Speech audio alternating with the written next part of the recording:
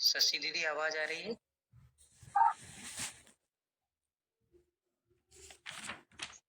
शशि दीदी आवाज आ रही है आपको?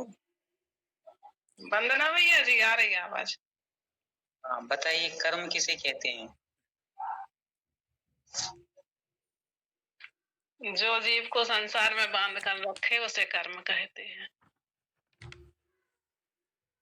जो हमें दुख सुख और दुख देता है, चतुर गति में गमन कराता है, उसे कर्म कहते हैं। चालू थोड़ी है। मंजी दी, आज आप आज ही जुड़ी हैं क्या आप?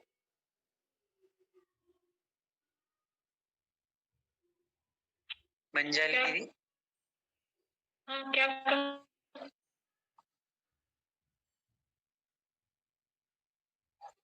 जय जिनेन्द्र भैया। हाँ बोलिए।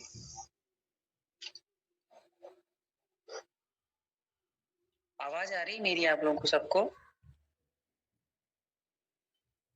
आ रही है ना?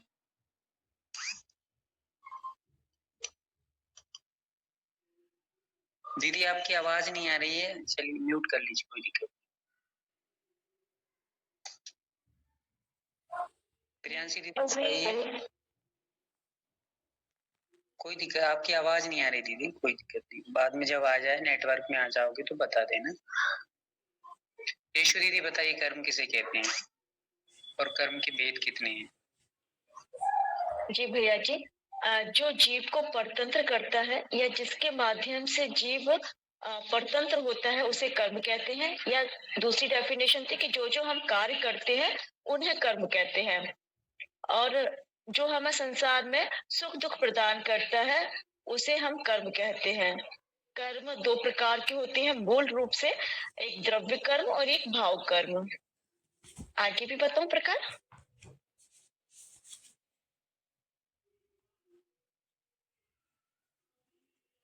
हाँ, सभी प्रकारों के नाम बताइए।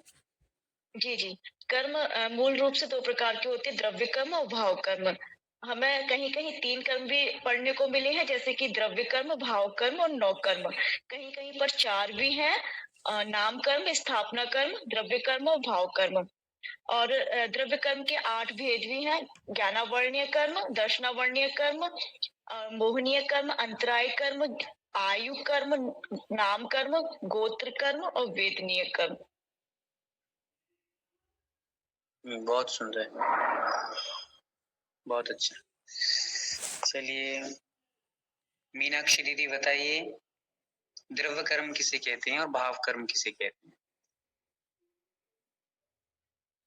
ज्ञानावरणादि पौद्गलिक कर्म को द्रव्य कर्म कहते हैं। या फिर दूसरी डेफिनेशन है कि कार्मण वर्गणा ज्ञान वर्णादि कर्म में जो परिवर्तित हो जाती है उसे द्रव्य कर्म कहते हैं। और भाव कर्म कहते हैं जो हमारे राग देश रूप परिणाम होते हैं उसे भाव कर्म कहते हैं।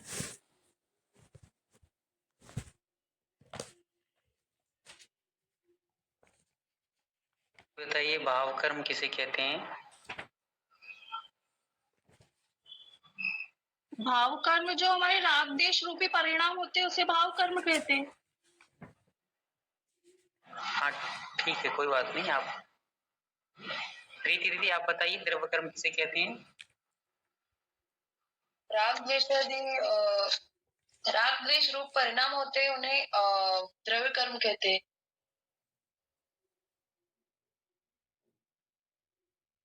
सॉरी, भाव कर्म कहते हैं।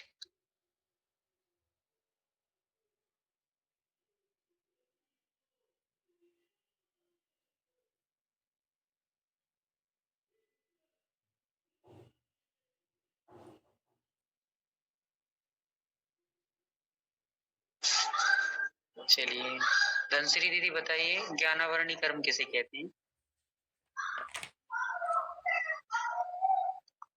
अनम्यूट कर लीजिए, अनम्यूट कर लीजिए। ज्ञान प्लस आवरण, ज्ञानावरण। ज्ञान के ऊपर जो आवरण है उसे ज्ञानावरणीय कर्म कहते हैं। जैसे कि अब अगर कोई वस्तु रखी है और उसके ऊपर कोई पर्दा रखा है, तो अंदर की वस्तु हमें दिखाई नहीं देगी। उसके ऊपर आवरण है, उसको निकालने के बाद ही वो वस्तु दिखेगी। ऐसे ही ज्ञान के ऊपर जो आवरण होता है, उसके कारण हमें ज्ञान नहीं हो पाता। इसे ज्ञानावरण कर्म कहते हैं। बहुत सुंदर। अस्मिता दीदी बताइए, दर्शनावरणी कर्म किसे कहते हैं? वंदना भैया जी, जो अपने आत्मा के दर्शन गुणों को ढकता है उसे दर्शनावरणीय कर्म कहते हैं भैया जी। एग्जाम्पल देकर सुनाइए, जैसे धनश्री दीदी ने दिया। द्रव्य कर्म का आपने कल दर्शनावरणीय कर्म का आपने बोला था द्वारपाल के समान। जैसे द्वारपाल किसी द्वार से अंदर नहीं जाने देता या फिर अपने आत्मा के गुणों का दर्शन नहीं करने देता, अंदर नहीं जाने देता राजा के पास, वैसे ही अपने दर्शनावरणीय जो कर्म होते हैं वो अपने आत्मा के दर्शन नहीं करने देते, अपने आत्मा के दर्शन गुणों को ढक देता है। बहुत सुंदर। श्वेता दीदी बताइए, मोहिनी कर्म किसे कहते हैं?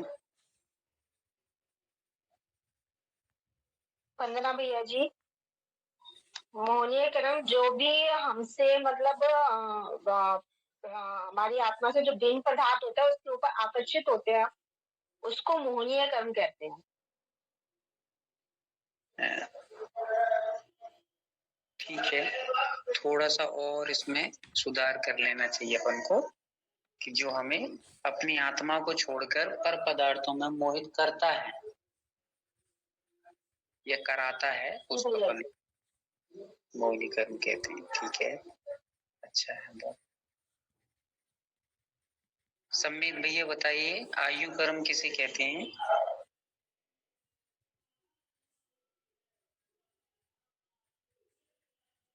भैया जी, जो हमें संसार में बांध के रखता है उसे आयु कर्म कहते हैं, और इसका एग्जाम्पल था हथकड़ी।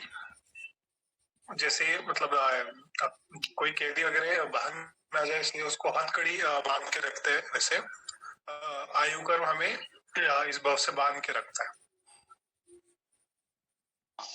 इसमें थोड़ा सुधार करना है, लास्ट में ठीक बोला आपने, प्रारंभ में थोड़ा सा गड़बड़ हो गया था। संसार में बांध के रखता है ऐसा नहीं, जो हमें एक भव में, जहाँ जिस भव में अपन है उसी भव में जो हमें बांध कर रखता है। जैसे मनुष्य भव में, तो मनुष्य भव से अपन किसी और भव में नहीं जा सकते जब तक कि आयु कर्म अपने पास रहेगा, ऐसा। चलिए अगला जी, रतन दीदी बताइए, वेदिनी कर्म किसे कहते हैं?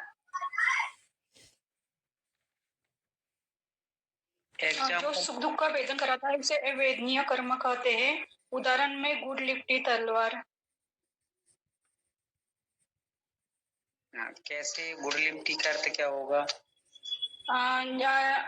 गुड़ लिपटी तलवार पर भी जब गुड़ लपेटा जाता है तो उसे चखने के बाद अच्छा लगता है, लेकिन जब जीभ कट जाती है तो दुख का अनुभव होता है। इस तरह से। बहुत सुंदर।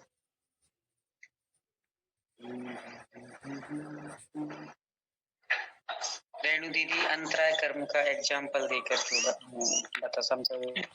जी भैया जी, जो दान लाभ आदि में विघ्न डालता है उसे अंतराय कर्म कहते हैं।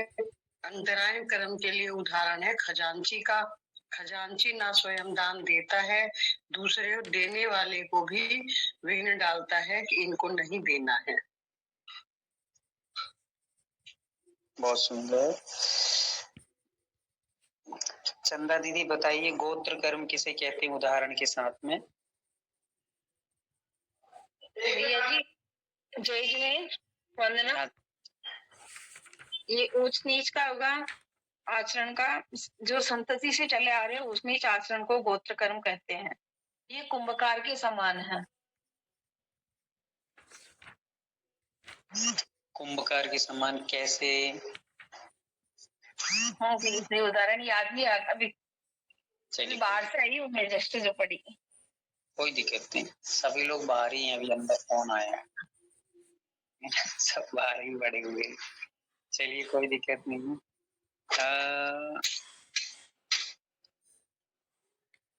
पद्म श्री दी हो गई हैं शायद। कोमल भैया नाम कर्म किसे कहते हैं, उदाहरण के साथ में समझाइए।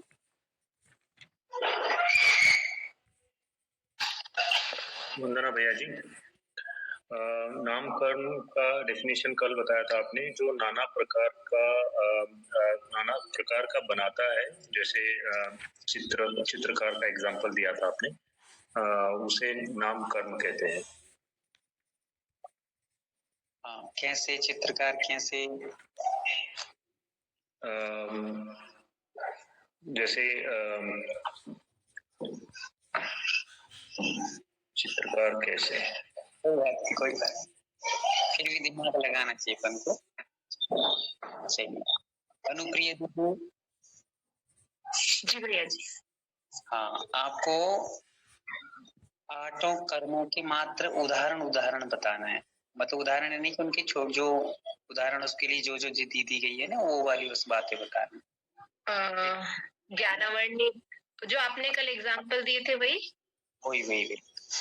ज्ञानावर्णी कर्म का कपड़ा जो ढका होता है वो दर्शनावर्णी द्वारपाल के समान, और दर्शन वेदनीय का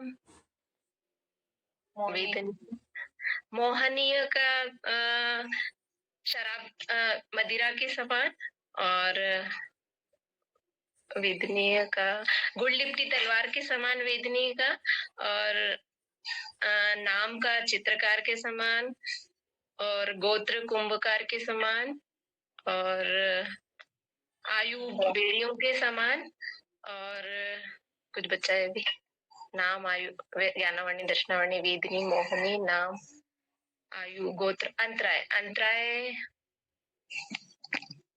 क्या होता है? जानची के समान। चंदा दीदी म्यूट कर लीजिए।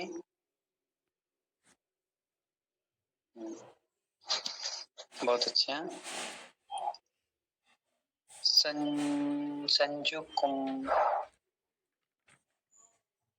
संजू दीदी आप अनम्यूट कर लीजिए।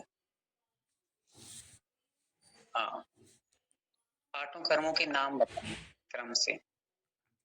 वंदना भैया जी, ज्ञानावर्णी दर्शनावर्णी मोहनीय वेदनीय आयु नाम गोत्र अंतराय। बहुत अच्छी।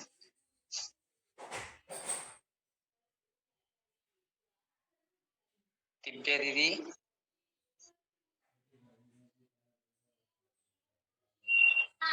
वंदना भैया जी, तीनों कर्मों की परिभाषाएं बताइए। द्रव्य कर्म, भाव कर्म और नौ कर्म।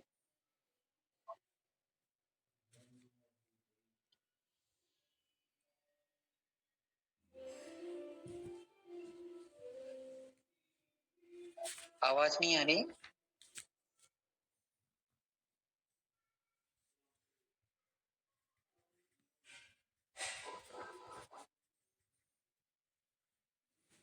कहाँ गई दिव्या दीदी, चली गई क्या?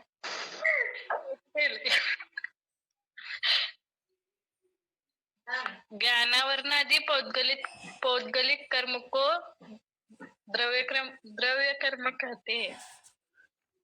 राग द्वेष रूप परिणामों को भाव कर्म कहते हैं। नौ कर्म का क्लास ज्वाइन नहीं किया था।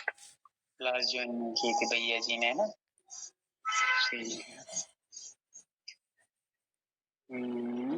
तो चलिए म्यूट कर लीजिए। आज कुछ लोग कम दिख रहे हैं। पल्लवी दीदी हैं।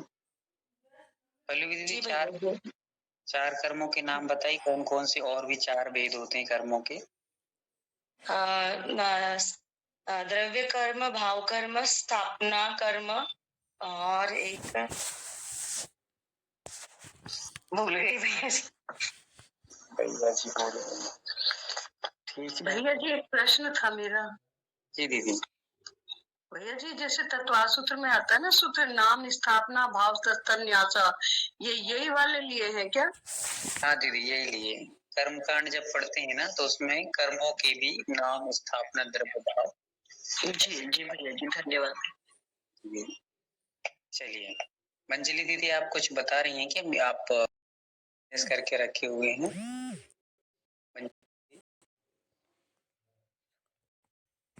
शायद उन तक आवाज नहीं पहुंच रही है। सुरभि दीदी, आप कुछ कहना चाहती हैं? हाँ भैया जी, नौ कर्म की एक बार ये हैंड्रेस की कुछ नौ कर्म की परिभाषा। ठीक है, आपकी आवाज सही से नहीं आ रही, कोई बात नहीं। रेणु दीदी, नौ कर्म की परिभाषा बता दीजिए। जी भैया जी, 3 शरीर 6 पर्याप्ति रूप वर्गणाओं को 9 कर्म कहते हैं।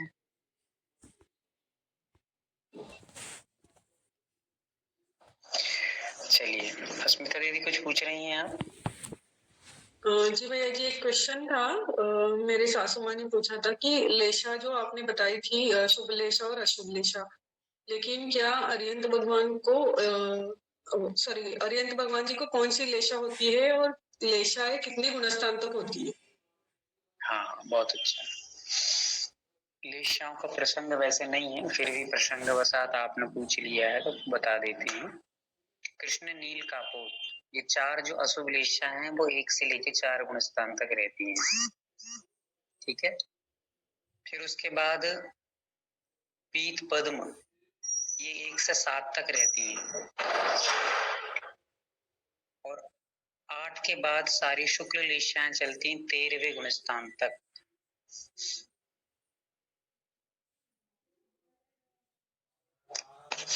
शुक्ल लेशा पहले, भैया जी वापस रिपीट कीजिए प्लीज।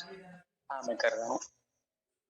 कृष्ण नील कापोत, ये पहले से लेके चौथे तक होती हैं। पीत और पद्म, ये पहले से लेके 7वें तक होती हैं।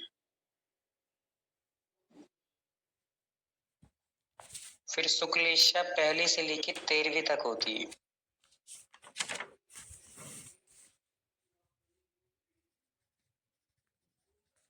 हो गया? हाँ पूछिए, कुछ पूछना है तो। जी भैया जी, एक कहते हैं ना, एक परम शुक्ल लेश्या, तो अरिहंतों को परम शुक्ल लेश्या में आएगा या शुक्ल लेश्या में आएगा? हाँ दीदी, बाकी ऐसा आगम में 6 लेशिया हैं, फिर भी अपेक्षाकृत यहाँ पर जब भगवान के पास चले जाते हैं केवल ज्ञान दशा में, तो परम शुक्ल लेशा को ही मान लेते, क्योंकि वह परिणाम करते ही नहीं है, स्वाभाविक रूप से हो जाते हैं। तो वो एकदम परम शुद्ध दशा है, तो परम शुक्ल लेशा उसको कह दिया गया है। बाकी कोई लेशाओं में ऐसा कोई भेद नहीं है, फिर भी उसको अपेक्षाकृत कह दिया है। हाँ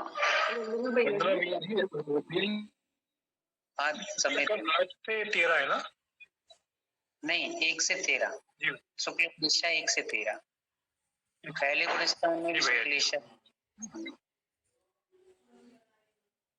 चंदा दीदी, कुछ पूछ रहे हैं आप? भैया जी जय जी ने, ये थोड़ी वापस बताइए, कृष्ण नील कापोत कौन से गुणस्थान तक है?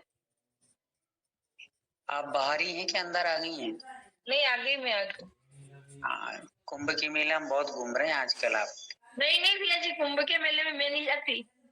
अच्छा, तो घर के लोग जाते होंगे? नहीं। सारा संसार ही कुंभ ही है। चलिए, नहीं भैया जी, अपना काम नहीं है। कोई दिक्कत नहीं।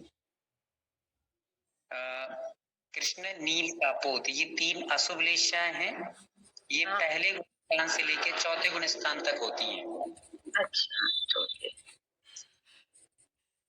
फिर पीत और पद्म, ये शुभ लेशाएं 1 से लेके 7 तक होती है, मतलब पहले गुणस्थान से लेके 7वें गुणस्थान तक होती है। और शुक्ल लेशा पहले गुणस्थान से 13वें गुणस्थान तक होती है। पूजा दीदी, कुछ पूछ रहे हैं आप? वंदना भैयाजी, मला हिंदी बोलायला येत नाही, मी आजच जॉईन झाले। अच्छा, तुमचं स्वागत आहे, खूप खूप स्वागत आहे माझ्या टीम की तरफ से। भैया जी मराठी पाठशाला टीचर है वो। अच्छा, अरे क्या तो दीदी आप इनका स्वागत करिए ना मराठी भाषा में. पूजा दीदी आपलं सहर्ष स्वागत आहे आमच्या पाठशाळेत. थँक्यू दीदी. मला भैयाजींना हे विचारायचं होतं की मुलांना 8 वर्षापर्यंत जे त्यांनी कर्म करतात ते आईला लागतो, हे खरं आहे का खोटं आहे, हे मला विचारायचं होतं. असं काही खरं भैया जी देखो आप आंसर करो, फिर यहाँ पे तो सभी माताएं बैठी है. उन्होंने माता की कहा ना, पिता की कहती तो कमल भैया मौन हो जाती है. वैसे ये दीदी ने पूछा है कि बच्चे जो 8 वर्ष तक जो भी कर्म करते हैं उसका फल, जो कर्म का फल होता है वो माता को लगता है क्या, या जो भी कर्म बंद होता है वो माता को बंद होता है क्या, ये पूछा है उन्होंने. देखिए ऐसा नहीं है, एकांत नहीं है. एकांत मतलब कि जो भी है सबके परिणाम अपने अपने हिसाब से होते हैं और वो अपने परिणामों के अनुसार कर्मों का बंद करते हैं. फिर भी यदि माता पिता उसको ऐसी संगति या ऐसी प्रसंग कराते हैं, ऐसे कार्य कराते हैं स्वाभाविक रूप से, जैसे बच्चा है तो बच्चा नहीं जानता है कि हमें ड्रेस कौन सी पहनना है. छोटा सा बच्चा, आप प्रारंभ से उसको ऐसी चीजें पहनाएंगे, क्रीम पाउडर आप लगा रहे हैं जो कि उपयोगी नहीं है, अन्य चीजों से भी काम चल सकता है. सहजता से अपन घी आदि का मालिश भी कर सकते हैं, और भी चीजें रहती हैं जो पुराने जमाने में होती थी, उनसे भी काम चल सकता है. पर जो आप उसके ऊपर उपयोग कर रहे हैं वो अनभिज्ञ है. पर आप विज्ञ हैं तो आपके माध्यम से जो उसको कार्य कराए जा रहे हैं उससे कर्म आपको बंधेगा, पर उसके भाव जो स्वाभाविक रूप से अंदर से चल रहे हैं उसके कर्म उससे बंधेंगे. नहीं तो फिर आयु यदि बांधता है, कोई बच्चा मरण को प्राप्त हो रहा है छोटा सा, तो अपने भावों से ही आयु बांधेगा, दूसरे के भावों से नहीं बांधेगा. तो उस भावों में आप निमित्त बन सकते हैं, पर परिणाम वही करेगा उसके अनुरूप, है ना. तो वो अपना कार्य स्वयं करता है, फिर भी हम लोग निमित्त हैं उसके लिए. जब तक बच्चा खुद ब खुद जानने लगता है सारी चीजों को, और लगभग 1-2 वर्ष के बाद बच्चे सब समझने लगते हैं धीरे धीरे सारी चीजों को, किस चीज से बचना है, किससे नहीं बचना है. उसके बाद ऐसा कुछ भी नियम नहीं है कि माता पिता को ही लगता है. स्वाभाविक रूप से बच्चे खुद ब खुद जब जानने लगते हैं सारी चीजों को, फिर भी वो कार्य करें. और ये कर्तव्य है हम लोगों का कि बच्चों को बताना चाहिए कि चीज को, ये कर्तव्य. आप खुद ब खुद अपने परिणामों से उसको बिगाड़ रहे हैं तो आपको पाप का बंध लगेगा, क्योंकि उसको मार्ग दिखाने वाले आप ही हैं प्रारंभ में. ठीक है, फिर वो परिणाम कर रहा है, वो परिणाम का फल उसको ही भोगना पड़ेगा, और आप उसके लिए जो दुरुपयोग कर रहे हैं या उसको कुछ गलत कार्य करवा रहे हैं तो उसका पाप आपको लगेगा. सबका कर्म अपना अपना है, आप निमित्त बनकर उसके माध्यम से कार्य करवा रहे हैं. तो पाप का बंध तो उसको भी होगा, पर निमित्त जो बन रहा है खुद ब खुद, उससे मतलब उसको और ज्यादा बंध होगा जो निमित्त है उससे. इसलिए हम लोग निमित्त हैं उसके कार्यों में. अपन लोग सहजता से सारे कार्यों से अच्छे करवाने का प्रयास करें. कभी कभी ऐसा होता है कि जैसे दुर्गति से कोई बच्चा आया है, दुर्गति मतलब नरक आदि गति से, तो उस बच्चे को काफी कुछ समझाने के बाद भी, अच्छे अच्छे संस्कार देने के बाद भी उसके दिमाग में कुछ चढ़ता नहीं है. तो वे पूर्ववत संस्कार भी रहते हैं, तो उससे स्वाभाविक रूप से उसको कर्म का बंध होता है ना. ये सारी चीजें समझना चाहिए. कभी कभी बच्चा अच्छा आता है पर हम लोग ऐसी संगति में उसको डाल देते हैं तो उससे भी कर्म का बंध होता है, हमें ही होता है, क्योंकि हमने उसके ऐसे संगति में कर दिया है. पर ये भी है कि जैसे आप मिले हैं, बच्चे को जो सहयोग मिला है माता पिता का, वो उसके पाप पुण्य से मिला है. यदि उसका पाप का उदय नहीं होता तो उसको माता पिता सहजता से ही अच्छे मिलते, संस्कारित मिलते. तो खुद ब खुद पहले से तो उसका ही पाप का उदय है. कैसे माता पिता मिले जिन्होंने बच्चों को खुद ब खुद संस्कार नहीं दिए अच्छे, गलत रास्ते पर ले जाना, कुछ भी खिलाना, कुछ भी पहनाना, कुछ भी डांस आदि, मतलब जो गाने आदि चलते उसे नाना, ये सारी चीजें, तो ये उसके पाप कर्म का उदय है. पहले से ही वो पाप ऐसे करके आएगा, उसको संगति रूप माता पिता ही अच्छे नहीं मिले, तो ये उसके पाप का कर्म का उदय है. फिर उसके पाप के रूप ही माता पिता के परिणाम भी होते हैं. जैसे आपने सुना होगा कि बालक जब गर्भ में आता है तो माँ को दोहले पड़ते हैं. दोहले समझते हैं आप लोग? माँ को सपने आते हैं तो अलग बात है, पर दोहला मतलब एक इच्छा होती है उसको। तो आपने सुना होगा कि कुणिक, जब राजा मतलब श्रेणिक राजा का जो पुत्र था कुणिक, जब वो माँ के घर में आया चेलना रानी के, तो माँ के ऐसे भाव होते थे कि मैं अपने पति के सीने को चीर करके खून पी जाऊं या उसको उसके मांस को खा जाऊं, ऐसे करके भाव होते थे। तो ये पूर्व के कुछ बच्चों के खुद के संस्कार रहते हैं जो ऐसे कर्म से आए हैं, और उसमें माता पिता के भी कर्म रहता है कि हमारे घर में ऐसा बच्चा आया है। तो निमित्त नैमित्त कुछ संबंध रहते हैं, उनको लेकर के सारे काम होते हैं। एकांत से कुछ भी नहीं कहा जा सकता है कि माता पिता को ही लगता है या बच्चों को ही लगता है। तो ये निमित्त नैमित्तिक संबंध है। कभी कभी अपने पाप कर्म का उदय होता है तो ऐसे गर्भ में बच्चे आ जाते हैं कि जो प्रारंभ से ही फिर हमारे लिए दिक्कत का कारण बन जाते हैं। और कभी कभी बच्चों का भी ऐसा पाप का उदय होता है कि वो माता पिता के घर में ऐसे माता पिता के घर में आते हैं जो फिर असंस्कारित कुसंस्कारित होते हैं और बच्चों को भी उसी मार्ग में लगा देते हैं।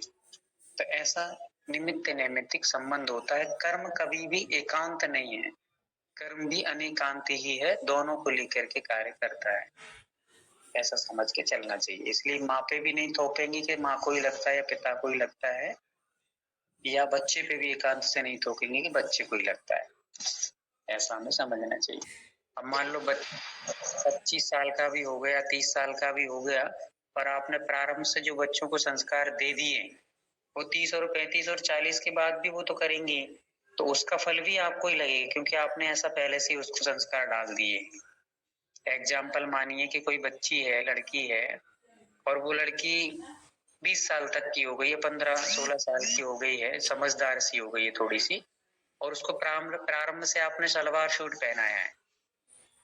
अब वो 15 और 16 साल की जब हो जाती है तो आप उसको टॉप टी शर्ट जो होती है, टी शर्ट वगैरह, जो वो हाफ टी शर्ट और पैंट वगैरह पहना करके आप उसको घर से बाहर निकाल को बताओ, तो जाएगी कि नहीं जाएगी? नहीं जाएगी। क्यों? क्योंकि उसकी ऐसी साइकोलॉजी बन गई है कि नहीं, मुझे शर्म आती है ऐसे कपड़े पहन कर जाने। और प्रारंभ से ही हमने उसको बचपन से ही ऐसा डाल दिया, तो आप दुनिया के किसी कोने में भेज दो उसको, कोई शर्म नहीं आएगी। तो ये कहाँ से आए? तो अपने माध्यम से दिए गए हैं। तो ऐसी कुछ चीजें होती हैं जो हम डाल देते हैं, और फिर हमेशा हमेशा जब तक उसके ये चलता रहता है तब तक के लिए हम ही निमित्त बन रहे हैं, और हमारे सिर पर उसका पाप का बंध चलेगा, जीवन भर चलेगा। ऐसा ही नहीं कि 8 वर्ष तक ही चलेगा, वो जीवन भर आपके निमित्त से उस व्यक्ति ने ऐसा सीखा है। तो ये सारी चीजों को ध्यान में रख करके दोनों को लेकर के चलना चाहिए। चलिए, वंदना भैया जी, थैंक यू। हाँ, और कुछ? भैया जी दीदी। अभी जैसे लेशा के बारे में आपने बताया, 13वें गुणस्थान तक शुक्ल लेशा रहती है, तो पहले गुणस्थान में तो मिथ्या दृष्टि जीव होते हैं, तो उनको शुक्ल लेशा कैसे रहती है भैया जी? मिथ्या दृष्टि जीवों के अशुभ ही परिणाम होते हैं, ऐसा कुछ नहीं है। मिथ्या दृष्टि जीव भी इतने अच्छे और इतने निर्मल परिणामी होते हैं कि वे एक भाव में मोक्ष चले जाते हैं। इसीलिए हमारे भरत क्षेत्र से पंचम काल में ऐसे 123 जीव होंगे जो नियम से यहाँ से विदेह क्षेत्र जाकर मोक्ष जाएंगे। भद्र मिथ्या दृष्टि होंगे, मिथ्या दृष्टि ही है पर भद्र है, मतलब निर्मल परिणाम है, सरल सहज है। तो सम्यक दृष्टि ही निर्मल परिणामी रहता है या सरल स्वभावी रहता है, ऐसा नहीं है। मिथ्या दृष्टि जीव भी बहुत सहज सरल प्रवृत्ति के रहते हैं, छल कपट से दूर रहते हैं और सरलता सहज रहते हैं, तो इसके कारण शुक्ल इच्छाएं रहती हैं। भैया जी, और एक प्रश्न है, मराठी में बोलू? सांगा की? हा, हे बघा, ते मुनी एवढंच विजय क्षेत्राला जातात काय प्रतिमा घेतलेली पण जाऊ शकतात विजय क्षेत्राला? विजय क्षेत्राला नाही जाऊ शकत, सम्यक दृष्टी जीव जात नाही। तेच की तुम्ही म्हटलं आता मिथ्या दृष्टी जीव जाते म्हणून, खरं मुनी जातात काय श्रावक जाऊ शकतात? मिथ्या दृष्टि जीव जाऊ सकता, मुनि मिथ्या दृष्टि नहीं है, श्रावक मिथ्या दृष्टि नहीं है, तो नहीं जा सकता। यदि वो मिथ्या दृष्टि रहेंगे तो जा सकते हैं। कोण मिथ्या दृष्टी जाऊ शकतात तिथं? कोई भी हो, कौन मिथ्या दृष्टि है, कोई सा भी मिथ्या दृष्टि हो, चाहे वो अनादि मिथ्या दृष्टि हो, सादी मिथ्या दृष्टि हो, कोई भी मिथ्या दृष्टि हो, सब जा सकते हैं।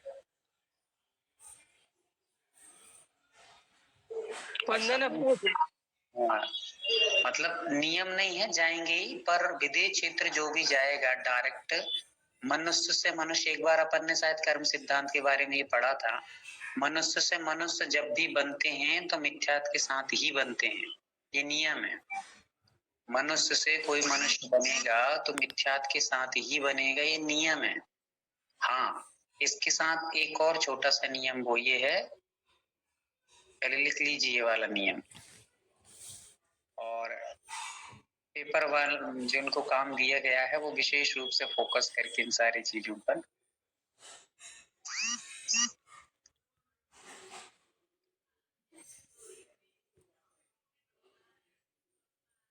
मनुष्य से मनुष्य मिथ्यात्व के साथ ही बनते हैं, किंतु इसमें एक नोट बनाकर लिखेंगे, किंतु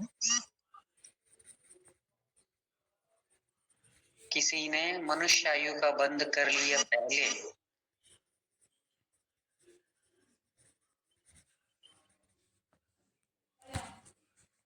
और फिर सम्यक दर्शन प्राप्त किया,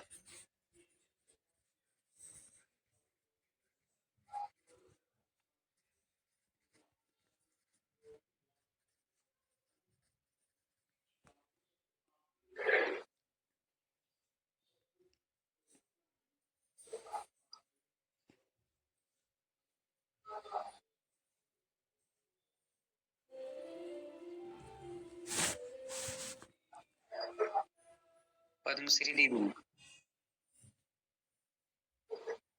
वंदना भैया जी। हाँ, क्या लिखवाया हमने?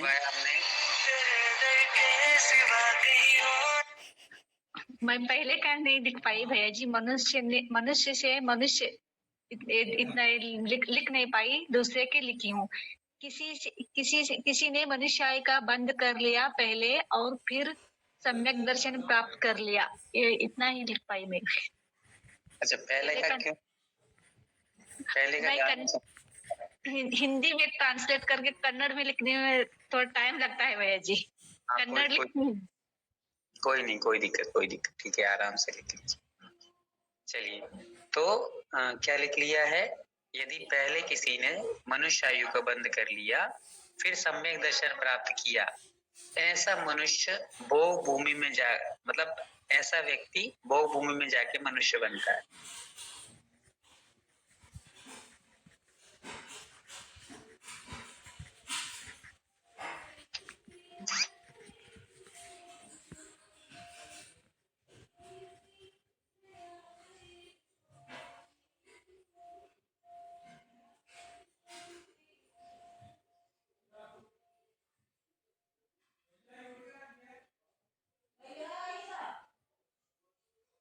आ गया समझ में? किस किस को नहीं है एड्रेस कर लेंगे।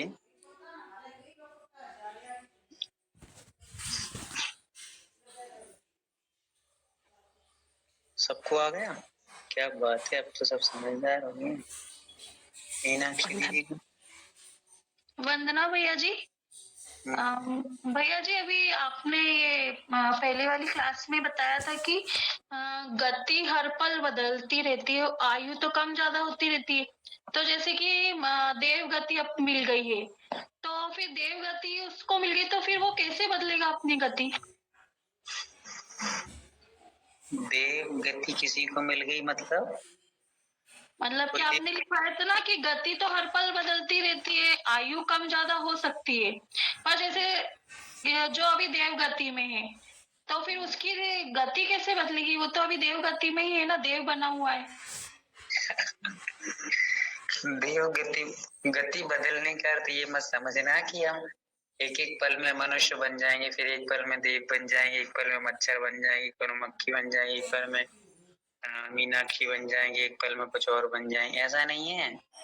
उसका अर्थ ये लगाना है कि हमारे अंदर जो गति का बंध चल रहा है, अभी हम पढ़ाई कर रहे हैं तो हम मनुष्य गति का बंद कर रहे हैं। किसका बंद कर रहे हैं? या देव गति का बंद कर रहे हैं, अच्छी क्लेशाएं चल रहे हैं, अच्छे भाव चल रहे हैं, तो अपन लोग देव गति में जाने का बंद कर रहे हैं। फिर मान लो थोड़ी देर बाद अपन को ऐसा लगा कि भैया जी ने कुछ पूछ लिया और अपन को नहीं आ रहा है, तो अपन ने वीडियो ऑफ की और पुस्तक में से पढ़ के धर दिया कि जे लो भैया जी हमने सुना दिया। तो ये हो गई मायाचारी। तो इसमें हमें फिर हो गया तिरंज गति का बंद होने लगा। ठीक है, हो गया। फिर थोड़ी देर में अपन को लगा कि यार भूख लग रही है, थोड़ी सी वीडियो ऑफ कर ले, का कुछ ले लो, अंगूर मंगूर की ले खा पी करके फिर निपट के दो कुल्ला उल्ला करके बैठ जाएंगे। तो रात में खाने के ऐसे भाव हो गए, तो अपन ने नरक गति का बंद क्या भाव ही हुए हैं कि ये नहीं है अभी भाव ही हुए कि कुछ खा पी लें, है ना। तो ऐसा भाव हुआ तो अपन ने उस समय नरक आयु का, या किसी से झगड़ा हो गया या आप किसी से लड़ाई हो गई ऐसा करके तो क्रोध आदि के परिणाम कर ली, तो नरक गति का बंद होने लगा। तो गति अंदर से बंद कर, बदल नहीं करती। ये नहीं कि तुरंत इस गति से उस गति में चले, मक्खी मच्छर जैसे इस घर से उस घर में उड़ के चले, ऐसा नहीं है। उसमें अर्थ है कि अंदर जो हम बांध रहे हैं ना कर्म आगे के लिए, वो उससे लगाना है कि हम तुरंत ही मनुष्य गति का बंद करने लगते हैं, फिर थोड़ी देर में देव का नरक का गति ऐसे बंद होते रहते, अंदर अंदर चलता रहता है। और एक बार हमने नरक आयु का बंद कर लिया, मनुष्य में ही है अभी, पर हमने किसका बंद कर लिया? नरक का। अब वो नरक गति का जो नरक आयु का जो हमने बंद कर लिया है वो बदलेगा नहीं, वो फिक्स रहेगा। उसकी आयु को कम ज्यादा कर सकते हैं। जैसे मान लो हमने 5वें नरक का बंद कर लिया, तो परिणाम अच्छे करके आगे वाले जो अपकर्ष काल पड़ेंगे उनमें हम अच्छे परिणाम कर लें, तो 5वें से तीसरे में आ सकते, पहले में आ सकते, दूसरे में आ सकते हैं। या 5वें की आयु भी बहुत प्रकार की होती है, उन आयु में थोड़ा कम कर सकते, वहीं पे आगे जाओ, आगे पीछे ऐसा कर सकते। समझ में आ गया? चलिए, हाँ अनुप्रिया दीदी।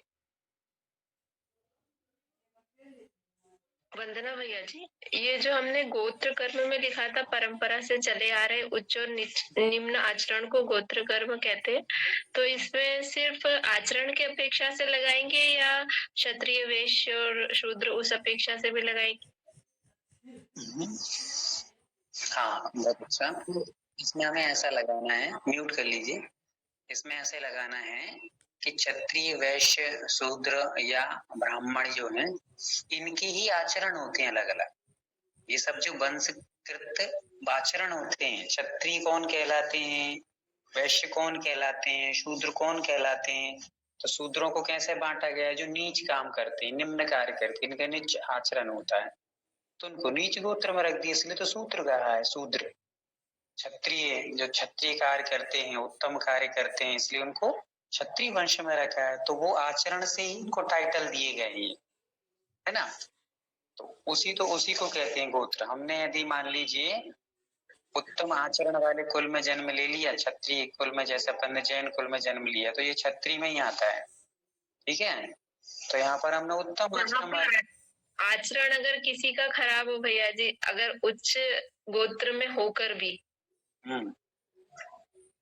एक काम करिए, अब ऐसा है इसकी, जैसे आप लोगों ने पढ़ा होगा पहले कि गोत्र कितने प्रकार के होते हैं, उंगली उठाकर बताएंगे।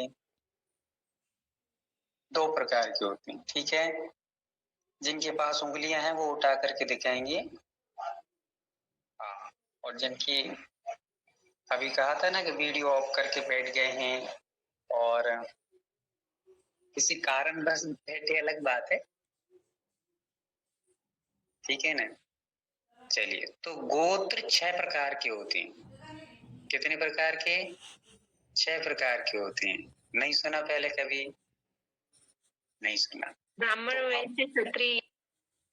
नहीं, ये नहीं, ये सही चीज नहीं, वो मैं बताऊंगा आपको, पर अभी इसलिए नहीं बता रहा हूँ ये सारी चीजें क्योंकि अभी हमने भेद चालू नहीं किए हैं। जब भेद एक एक के पढ़ेंगे ना तब मैं बताऊंगा आपको कि 6 प्रकार के गोत्र कौन से होते हैं। ठीक है, अभी हम क्रम से सारी चीजें चलेंगे। अभी मैं गोत्र पढ़ा दूं, फिर बीच में मोहिनी पढ़ा दूं, फिर बीच में कुछ पढ़ा दूं, तो फिर वो एकदम करंट लिंक टूट जाएगा। तो अपन कैसे नहीं कर, क्रम से चलेंगे। चलिए आगे चलते हैं। किसी का और भैया जी, इसका गोत्र कर्म का कुंभकार का उदाहरण बताया ही नहीं आपने। कुंभकार का उदाहरण चलो मैं बता रहा हूँ, सभी लोग ध्यान से सुन लेंगे। एक एक उदाहरण ही बता दे रहा हूँ पहले मैं, तो पहले कर्म के उदाहरण दिया गया है जो ज्ञानावरणी कर्म है, उसके लिए उदाहरण दिया कपड़ा का। तो मान लीजिए सामने किसी की प्रतिमा है या कोई वस्तु है, उस पर हमने कपड़ा डाल दिया, तो सामने क्या चीज उसका ज्ञान नहीं हो पा रहा है हमको। ठीक है, कपड़ा डालने से हमें ज्ञान नहीं हो पाता। जैसे मान लीजिए अपन लोग चित्र अनावरण करते हैं और चित्र के ऊपर अपन ने कोई कपड़ा डाल दिया, कोई नया व्यक्ति बैठा तो उसको थोड़ी ना पता है कि आचाशी का है, कि ज्ञान सागर जी का है, या फिर बड़े बाबा का है, आदिनाथ जी का है, चंदा बाबा किसका है, पता नहीं है। जब तक हम उसको कपड़े को हटाएंगे नहीं, हमें सामने चीज की ज्ञान नहीं होगा। तो वैसे ही ये वस्त्र की तरह ही हमारे ज्ञान पर जो आवरण डालता है उसको ज्ञान आवरण कहते हैं। समझ में आ गया? आगे चले, किसी कोई डाउट? चलिए भैया जी, अगला। हाँ दीदी बोलिए। ये कर्म बंद होता कैसे है, किससे है? ज्ञानावरणीय कर्म, हाँ ये भी बता दीजिए। एक एक चीज को अपन कर्म के भेद, हाँ ये भी बता दे रहा हूँ मैं अभी। पहले अपन ये समझ लेते हैं। ठीक है, हो गया। अब अपन चलते हैं कौन सा? दर्शनावरणी हो गया। दर्शनावरणी पे आते हैं। दर्शनावरणी का उदाहरण किसका दिया अपन ने? द्वारपाल का। अंदर राजा बैठा है और कोई मिलने के लिए आया राजा से, पर द्वारपाल ने कह दी नहीं नहीं अभी नहीं है, टाइम नहीं है, या कुछ कार्य कर रहे हैं, अभी नहीं मिलने देंगे। तो उसने जैसे राजा के दर्शन नहीं करने दिए, ठीक है, वैसे ही जो कर्म हमारे दर्शन ज्ञान दर्शन गुण को प्रकट नहीं होने देता, ठीक है, दर्शन गुण को प्रकट नहीं होने देता है, मतलब हमें पूर्ण रूप से दर्शन नहीं होने देता किसी भी वस्तु का। देखना जानना जीव का स्वभाव है, तो हम देख भी नहीं पा रहे अच्छे से किसी को और जान भी नहीं पा रहे हैं। अभी अपन जब पढ़ेंगे ना चक्षु दर्शन अचक्षु दर्शन ऐसे भेद होते हैं उसके, तो हमें पूर्ण रूप से चक्षु दर्शन भी नहीं है, तभी तो चश्मा लगा के देख रहे हैं, है ना। चक्षु दर्शन आपका पावरफुल होता तो आप वहीं से बैठ करके हमें देख लेते, बिना चश्मे के भी, बिना टीवी के, बिना मोबाइल के, बिना वीडियो ऑन किए। जैसे बहुत सारे लोग देख पा रहे हैं ना, चंदा दीदी देख रहे हैं, पदम सिंह देख रही है, वैसे बिना वीडियो ऑन किए भी देख लेते हैं। चलिए आगे चलते हैं। अगला कौन सा है? मोहिनी कर्म।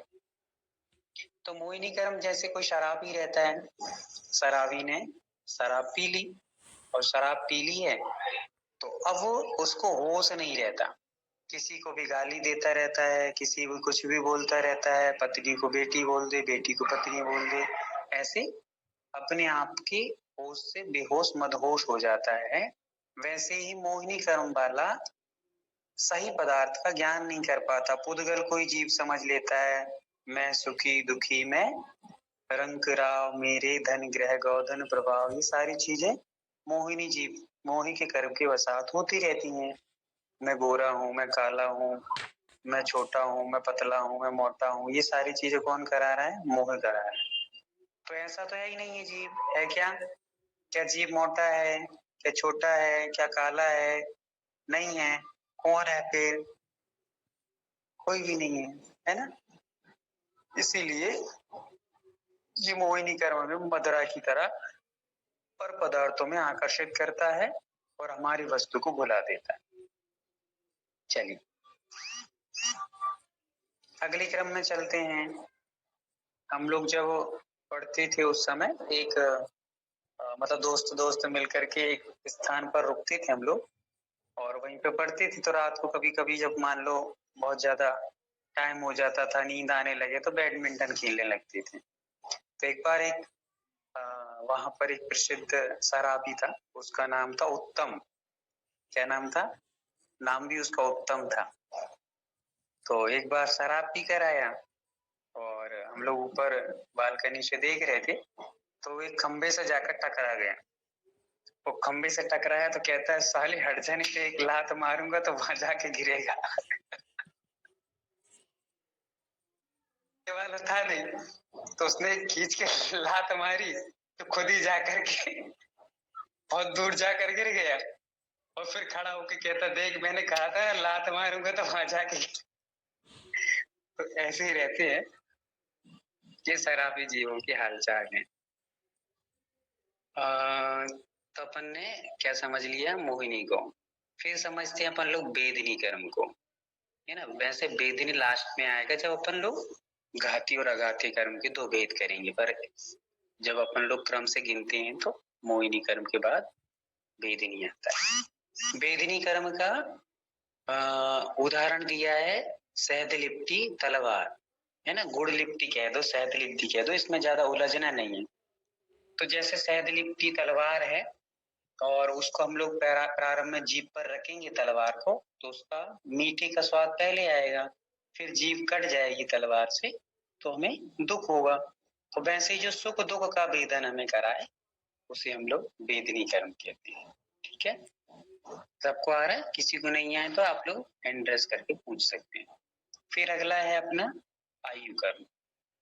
तो आयु कर्म जैसे मान लो जेल रहता है तो जेल में कैदियों को बेड़ियां डाल करके बंद कर दिया जाता है, कहीं भाग ना सके।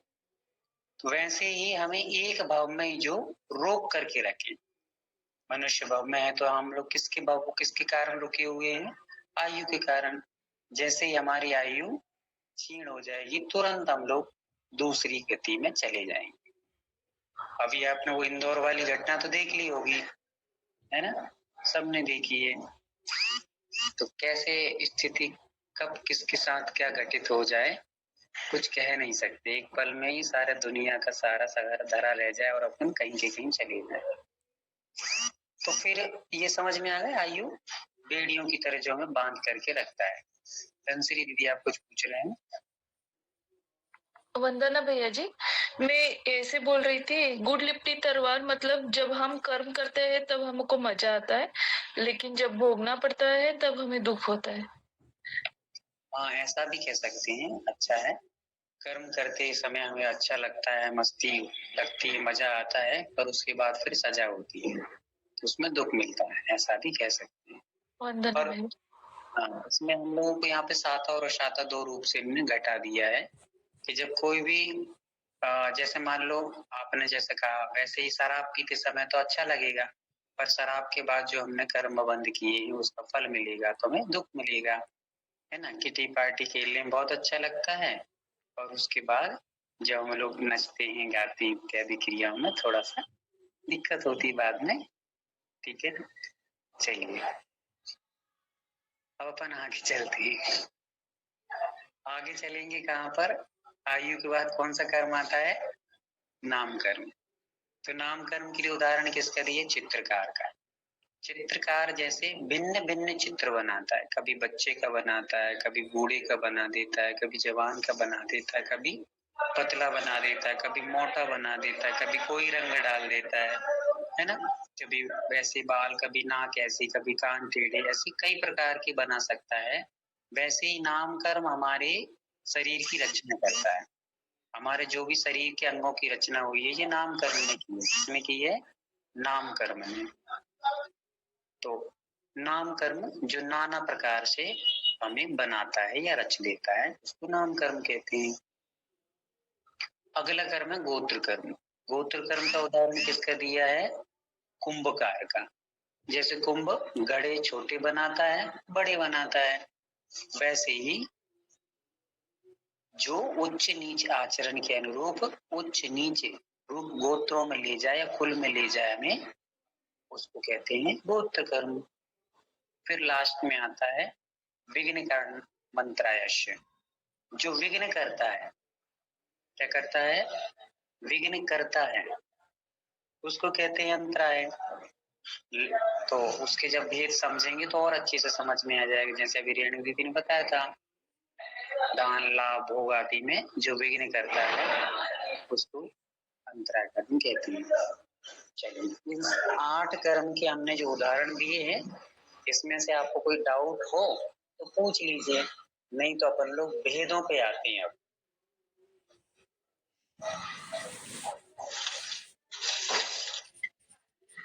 करें प्रारंभ भेद? किसी कोई प्रॉब्लम तो नहीं? चलिए भेदों पे आते हैं। उससे पहले हम थोड़ा सा एक बार पूछ लेते हैं कि आप लोगों को बना कि नहीं बना है ये चीज।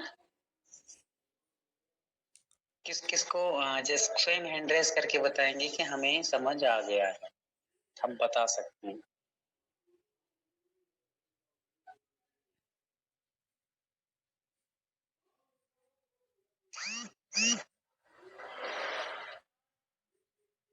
बस 2 लोग, 3 4 5 6। एक को देख के कीमत बढ़ जाती, इसलिए तो बहुत अच्छा है। 4 5, अरे वाह, अब तो सबने हिम्मत कर ली। सुभाष भैया ने भी हाथ उठा दिया, क्या बात है। चलिए सुरभि दीदी आप बताइए।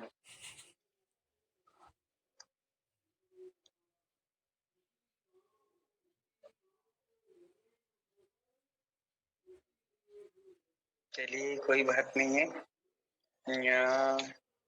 खुशी दीदी आप बताइए।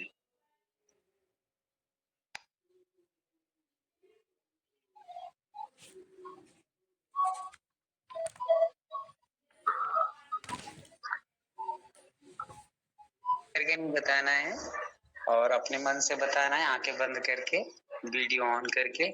जो भी बताएगा वो प्रयास करें कि वीडियो ऑन करके बताएं, और नहीं हो संभव तो कोई दिक्कत। 8 कर्मों के 8 उदाहरण जैसे हमने दे करके बताए हैं वैसे बताना है। जी भैया जी, बनना भैया जी।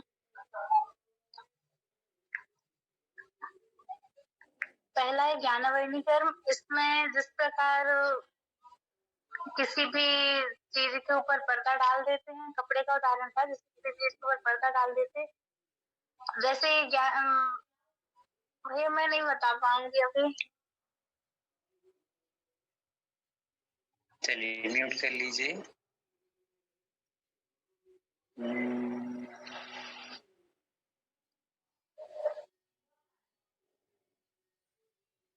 चंद्रकांता दीदी आप बताएंगे।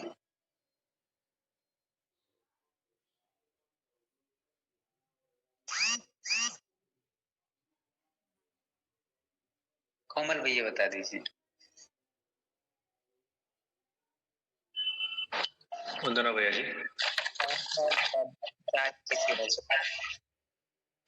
ओके, आठों कर्म को जितना हो सकता है बता देता हूँ। पहला कर्म है ज्ञानावर्णीय कर्म, जो आत्मा के ज्ञान को ढकता है, उसको ज्ञानावर्णीय कर्म कहते हैं। उसका उदाहरण दिया था आपने, जैसे सूर्य बादल में ढकता है, और नहीं तो अगर कोई प्रतिमा है और उसके ऊपर अगर कपड़ा रखा हुआ है तो उस चीज को हम उदाहरण के तौर पे ले सकते हैं, जिसका ज्ञान प्राप्त नहीं हो पाता। तो ये हो गया ज्ञानावर्णीय कर्म।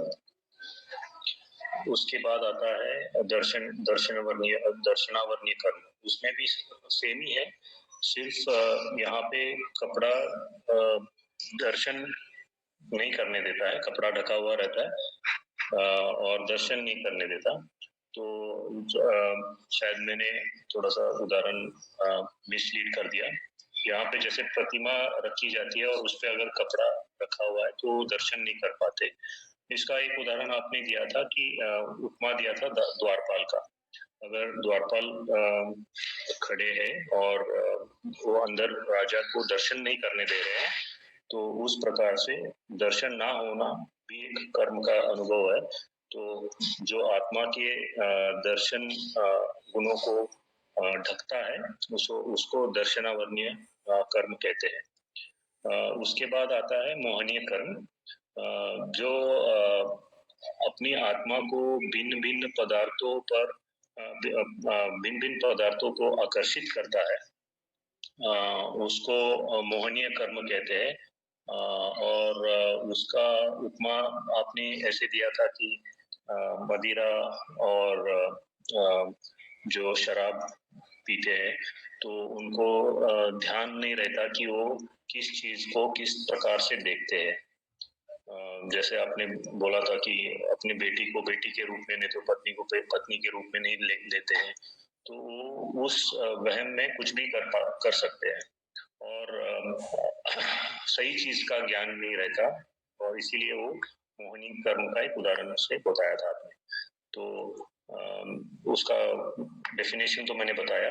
तो वेदनीय कर्म नेक्स्ट आता है, वेदनीय कर्म। उसका डेफिनेशन ऐसे बोला था आपने कि जो सुख और दुख का अनुभव कराता है, और उसका उपमा दिया था आपने गुड़ में लिपटी हुई तलवार। जैसे पहले चखते वक्त वो मीठा लगता है, मगर बाद में वो जीभ को काटता है। उसी प्रकार अभी धनश्री दीदी ने उदाहरण दिया था कि जब हम चखते, जब हम कर्म करते हैं तो अच्छा लगता है, मगर बाद में जब भोगने की स्थिति आती है तो थोड़ा सा हमको वो फील होता है, नहीं तो हम कर्म भोगना पड़ता है उसको। तो उस प्रकार से वेदनीय कर्म में आता है। पांचवा है आयु कर्म। उसका डेफिनेशन सहजता से अगर बोलेंगे तो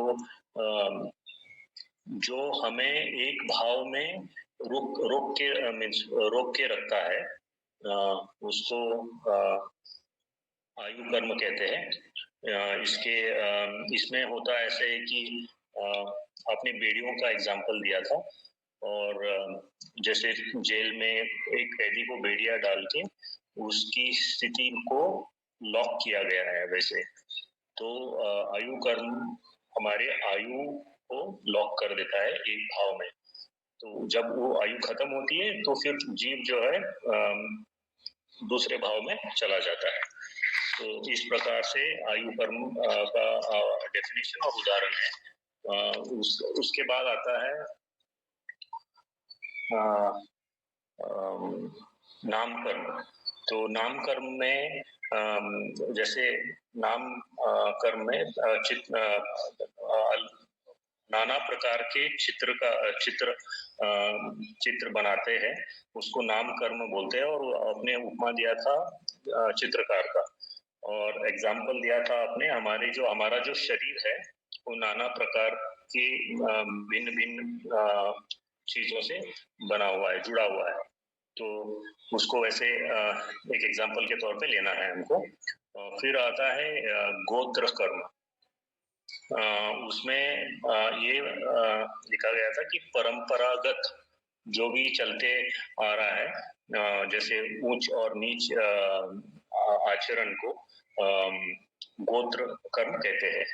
तो उसमें आपने कुंभकर्ण का उपमा दिया है, मगर कल एग्जाम्पल दिया था आपने कि जैसे कोई परंपरागत विद्या दृष्टि पाल रहा है, नहीं तो कोई मांस खा रहा है, तो उसको उसी प्रकार से चलाते रहना, तो इस गोत्र में आता है। उसके बाद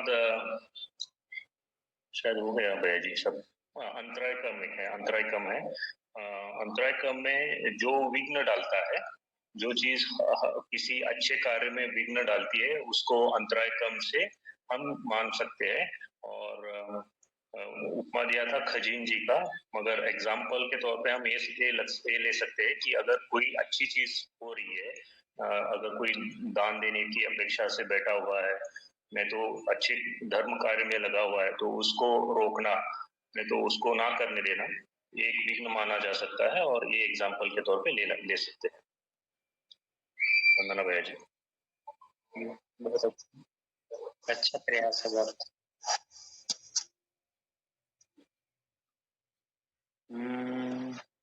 चलिए थोड़ा सा आगे बढ़ते हैं, अब अपन वेद की ओर आते हैं।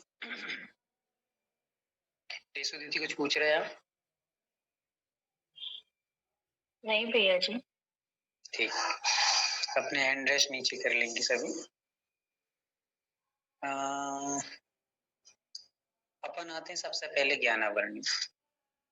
ज्ञानावरणी के 5 भेद हैं।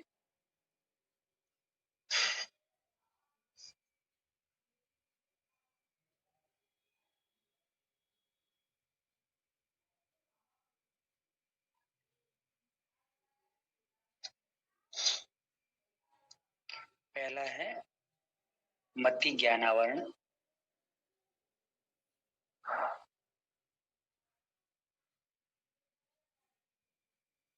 दूसरा है श्रुत ज्ञानावरण,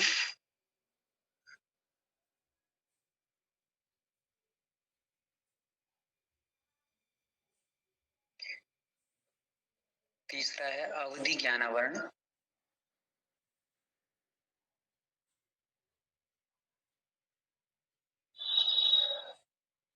चौथा है मनः पर्याय ज्ञानावरण।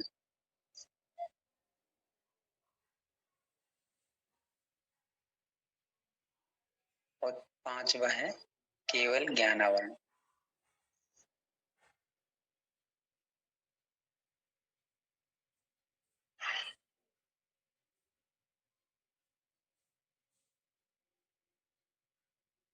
आप लोगों ने ज्ञान तो पढ़े ही होंगे, मति ज्ञान, सुरत ज्ञान, अवधि ज्ञान, ये तो सभी को पता ही होगा। किस किस को पता नहीं है, हैंड करेंगे। मति ज्ञान किसे कहते हैं, सुरत ज्ञान किसे कहते हैं, अवधि ज्ञान किसे कहते हैं, इतने सारे लोगों को पता नहीं है, फिर भी बहुत अच्छा। श्रुत ज्ञान और अवधि ज्ञान आपके पिछले लेक्चर्स में आया हुआ है भैया जी। अच्छा अच्छा अच्छा, फिर भी एक बार और लेक्चर दे देते हैं हम आपको, ठीक है। मति ज्ञान, मति ज्ञान जो मन और इंद्रियों के माध्यम से होता है उसे मति ज्ञान कहते हैं। जो मन और इंद्रियों के माध्यम से होता है उसे मति ज्ञान कहते हैं।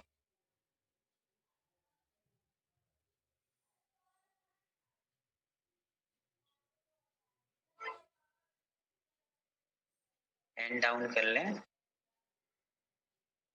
फिर अगला आता है अपना, जिनको कुछ पूछना हो वो ही बस रखेंगे, बाकी समझ। सुरत ज्ञान आता है। सुरत ज्ञान किसे कहते हैं तो मति ज्ञान के द्वारा जाने हुए पदार्थ को, मति ज्ञान के द्वारा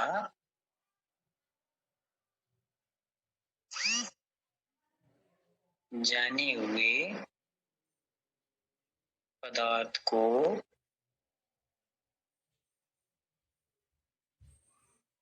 जो विशेष रूप से जानता है।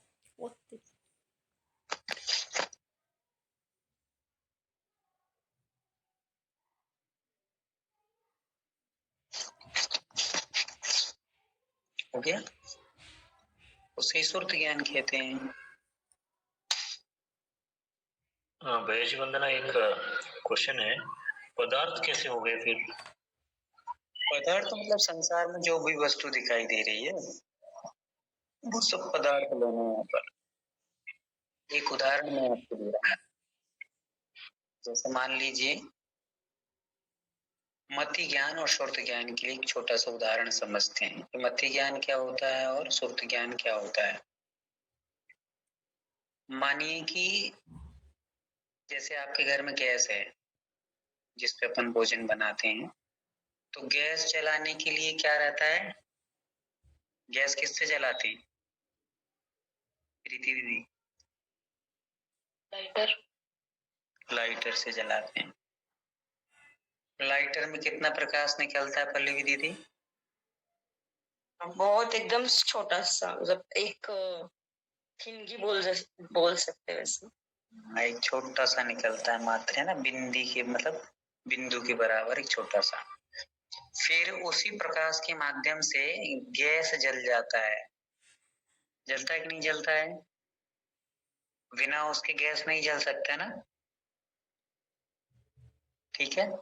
वैसे ही मति ज्ञान एकदम छोटा होता है, जैसे कि उस लाइटर का गैस जो प्रकाश है वो, फिर उसी प्रकाश से हम लोग गैस जला देते तो बड़ा प्रकाश हो जाता है।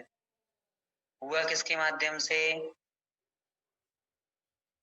छोटे प्रकाश से बड़ा प्रकाश हुआ है ना, पहले छोटा होगा तभी बड़ा होगा। वैसे ही यहाँ पर हमें मति ज्ञान से जो पदार्थ को हमने एकदम सामान्य रूप से समझा है उसको जो विशेष रूप से बता देता है। एग्जाम्पल समझिए कि आपके हाथ में एक बुक है, आपने ये तो जान लिया है कि ये बुक है, पुस्तक है या पद्म पुराण है, कोई भी चीज है, ये सामान्य से समझ लिए। पर इसके अंदर क्या क्या है, क्या राम थे, क्या सीता थी, क्या लक्ष्मण थे, क्या रावण थे, क्या और भी थे, ये विशेष रूप से जो जानकारी देता है उसको कहते हैं सुरत ज्ञान। सामान्य से जो ज्ञान हो जाता है उसको हमने क्या कह दिया, मति ज्ञान। और विशेष रूप उसी के माध्यम होगा, उसी के माध्यम से, ऐसा नहीं कि आपको ये अलग हो जाए ये अलग हो जाए। इसलिए ये पॉइंट बनाकर लिखना है, अगले एग्जाम में पूछा जा सकता है कि संसारी जीवों को सामान्य से कितने ज्ञान होते ही हैं, संसारी जीव को कितने ज्ञान नियम से होते हैं, मतलब होते ही हैं, ये कंपलसरी है, उसके बिना कभी हो नहीं सकते। तो मति और सुर्त ज्ञान ये दो होंगे ही होंगे। मति और संसारी जीव को मति और सुर्त ज्ञान नियम से होंगे, दोनों तो होंगे, एक नहीं रह सकता। मति के बिना सुर्त नहीं रह सकता, सुर्त के बिना मति नहीं रह सकता। और सुर्त जब भी होगा मति के द्वारा ही होगा। जैसे हम लोग समुद्र को या नदी को देखते हैं तो वो नदी कैसे बनी है, बूंद बूंद से बनी है। वैसे ही छोटे छोटे ज्ञान से विशेष रूप से हम जो जानने लगते हैं उसको हम लोग कहते हैं सुर्त ज्ञान। फिर वो मति ज्ञान भी 4 प्रकार के होते हैं, आदि आदि। वो ज्यादा डूबना नहीं, अभी तो अपन को कर्म के बारे में पढ़ रहे हैं, तो सामान्य से मैंने आपको बस बता रहा हूँ। अभी विशेष कभी ज्ञान की जब चर्चाएं आएंगी ना, अपने ज्ञान पढ़ेंगे अपन लोग, तब अपन लोग और विशेष रूप से चलेंगे कि मति ज्ञान कितने प्रकार का होता है, सुरत ज्ञान कैसा होता है, आदि आदि। ठीक है, समझ में आ गया? प्रिया दीदी कुछ पूछ रहे हैं आप? प्रियांशु जी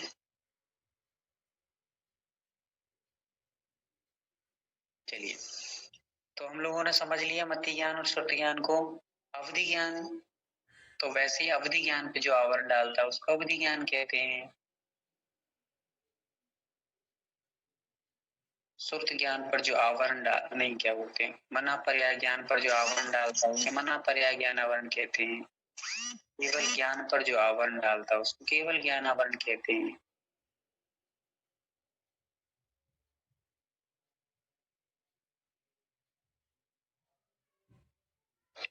भैया जी, आपने अभी जैसे मति ज्ञान और श्रुत ज्ञान का डेफिनेशन दिया, वैसे मना पर्याय ज्ञान और केवल ज्ञान का नहीं हो सकता कुछ डेफिनेशन? हाँ, मना पर्याय और अवधि ज्ञान का उदाहरण ये अब अपन ने जो 2 ज्ञान समझे थे अभी, वो मन और इंद्री के माध्यम से हुए हैं। अब कभी आपसे ये पूछ ले कोई कि 2 इंद्री, 3 इंद्री, 1 इंद्री, 4 इंद्री, असंगी पंच इंद्री, इनके पास तो मन होता ही नहीं है, तो मति ज्ञान कैसे होगा, सुरत ज्ञान कैसे होगा? क्योंकि अभी तो आपने कहा है मन और इंद्रियों से होते हैं, है ना? रेणु दीदी चली गई क्या? तो क्या बोले थे? 1 इंद्री, 2 इंद्री, 3 इंद्री, 4 इंद्री और असंगी पंच इंद्री, इनके पास तो मन होता ही नहीं है, फिर इनके पास तो कोई ज्ञान ही नहीं बचेगा। प्रश्न है कि नहीं? है सही? कोई कुछ बोल ही नहीं रहा है। हाँ जी भैया जी। चलिए, तो ये प्रश्न उठेगा कि भाई 2 इंद्री, 3 इंद्री आदि जो है वो कैसे जान लेते हैं? तो इसके लिए आचार्य धवला जी में अपने ज्ञान वीर शरण स्वामी जी ने लिखा है, पूर्व के संस्कार से भी ज्ञान हो जाता है। पूर्व में इन्होंने जो ज्ञान किया है उस आवाज से भी समझ लेते हैं। इंद्रियां तो इनके पास है ही है, इंद्रियों के बिना तो कोई है ही नहीं। 2 इंद्रिय है तो उसके पास 2 इंद्रियां हैं, 3 इंद्रिय है तो उसके पास 3 इंद्रिय हैं, 4 इंद्रिय है तो उसके पास 4 इंद्रियां हैं। तो ये अपने अपने पूर्व के कुछ संस्कारों से और इंद्रियों के माध्यम से भी इनको सामान्य सुरत ज्ञान मति ज्ञान होता है और सुरत ज्ञान भी होता है। विशेष नहीं होता, मतलब विशेष यानी बहुत विशेष नहीं होता, जैसा अपन को हो सकता है कंप्यूटर चला लें, लैपटॉप चला लें, मोबाइल चला लें, ये सारी इतना नहीं होता। वो अपने जीवन का निर्वाह कर सकते हैं, इतना हो जाता है। एग्जाम्पल समझिए, जैसे मकड़ी होती है, मकड़ी समझते हैं नहीं समझते हैं? मकड़ी ऐसे स्थान पर जाला बनाती है कि जहां से उसको भोजन मिल सके। मतलब मक्खी आदि फंस सके और वो अपना पेट भर सके, तो ऐसे स्थान पर बनाती है। वैसे ही 2 इंद्रिय चींटी है, 3 इंद्रिय चींटी है, तो चींटी जब चलती है तो एक के बाद एक लाइन से चलती है, आपने देखा होगा। तो इनको कैसे पता चल रहा है, उनके पास तो आंख ही नहीं है, फिर भी लाइन से चली जाती है। तो ये पूर्व उनका जो आवास है, मतलब जो लास्ट की इंद्रिय रहती है जिस जीव की, बहुत पावरफुल रहती है। 3 इंद्रिय के पास लास्ट कौन सी है? स्पर्शन, रसना और घ्राण। तो नाक, चींटी के पास नाक बहुत तेज होती, मतलब उसकी घ्राणा बहुत तेज होती, घ्राण बहुत जल्दी से किसी चीज को पकड़ लेती। उदाहरण समझिए, जैसे कि सबको समझ में आ रहा है ना? एक बार एंड ऑन वो करेंगे तो हम सब कर देंगे। मुझे लग रहा है थोड़ा साइलेंट मोड पे हैं सभी लोग। हाँ चलिए, तो उदाहरण मैं दे रहा हूँ। जैसे मान लीजिए कि किसी के घर में नई नई बहू आई। बहू समझते हैं ना आप लोग? किसी के घर में नई नई बहू आई, वैसे बहू तो नहीं होती है, बाकी तो सब पुरानी हो जाती है। फिर तो किसी के घर में नई नई बहू आई और पढ़ी लिखी थी, MBBS, M.Tech, M.Com, MSc सब बढ़िया पढ़ी लिखी आई थी। अब आकर के 2, 4, 5 दिन तक तो सब मेहमानगिरी रहती, तो उससे कुछ बनवाती नहीं, कुछ करवाती नहीं है।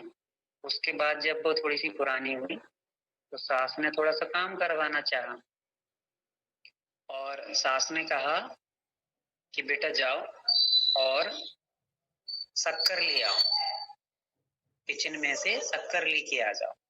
आवाज सबको आ रही है ना? हाँ चलिए, तो किचन में जाओ और शक्कर लेके आ जाओ। तो वो पहुंची किचन में बहू। अब उसको इतना ज्यादा वो तो नहीं था पता कहाँ रखी है, फिर भी देखना चालू किया उसने। 10-5 डिब्बे रखे हुए थे, तो उसने एक को खोला, एक में नहीं निकला, दूसरे को खोला, दूसरे में भी शक्कर नहीं थी, तीसरे में खोला, तीसरे में भी शक्कर नहीं थी। तो वहां से एक चींटी निकल रही थी। क्या निकल रही थी? चींटी। तो चींटी ने देखा कि बहू को शक्कर ही नहीं मिल रही है, तो उस चींटी ने कहा कि तुम इतनी पढ़ी लिखी काहे को बन गई, इतनी क्यों पढ़ लिखी लिया, आओ हम बताते हैं शक्कर कहाँ रखी है। तो चींटी पहली बार में उस डिब्बे में गई जहां पर शक्कर रखी थी। तो बताइए कैसे पहचान गई चींटी इतने सारे डिब्बों में की शक्कर उसमें रखी है? कौन बताएगा? यशु दीदी बताइए, चींटी कैसे पहचान गई इतने सारे डिब्बों में कि शक्कर कहाँ रखी है? आपने बताया ना भैया जी कि उनमें ग्रहण करने की शक्ति ज्यादा होती है, घ्राण इंद्रिय के उस दिन। हाँ, तो उनकी नासिका बहुत तेज रहती है, वो समझ लेती है। वैसे ही जब वो लाइन से चलती हैं तो वो एक दूसरे के पीछे पीछे एक दूसरे की खुशबू से पहचान जाती है, हमारे मित्र जा रहे हैं यहाँ से, इसी रास्ते से चलना है अपन को। कभी भी आप देखना धूप से छांव में आती हैं, या फिर अपन थोड़े से आगे अपना हाथ रख दो, यदि चींटी आ रही हो थोड़ा सा दूर हाथ रख दो, तो फिर भी वो थोड़े पास में आके समझ जाती, थोड़ा आहट उसको मिल जाती है कि कोई ना कोई क्षति पहुंचने वाली है। ऐसा इन लोगों को भी आभास होता है, इनके पास भी काफी अच्छा इंद्रियों के माध्यम से भी ज्ञान रहता है। ठीक है, हर चीज में देख ले। जैसे मान लीजिए 4 इंद्रिय में भी चले अपन लोग, मक्खी मच्छर हैं, तो मक्खी मच्छर भी व्यवस्थित रूप से काम करते हैं, वो भी बहुत समझदारी के साथ अपना काम करते हैं। अब जैसे मान लीजिए जानवर रहते हैं पंच इंद्रिय में भी, जैसे मान लीजिए वो है अपना मुर्गा। तो मुर्गा कौन सी क्लास तक पढ़ा रहता है? 5वीं, 6वीं, 10वीं, MBA क्या पढ़ता है? कौन सी क्लास तक रहता है? कोई नहीं पढ़ा है। फिर भी ये देखिए आप उसको कि यदि मान लीजिए मुर्गे को आप एकदम अंधेरे में रख दीजिए, अंधेरे मतलब एकदम कुएं में रख दीजिए, कुआं में ले जाइए अंदर और उसको वहां पर डाल दीजिए जहां बिल्कुल प्रकाश नहीं आता, उसके ऊपर से उसको ढक भी दीजिए और अंधेरा हो जाए, कहीं से कहीं तक उसको कुछ पता ना चले, फिर भी वो प्रातः काल 4 बजे होते ही कुकड़ुक को कह देगा।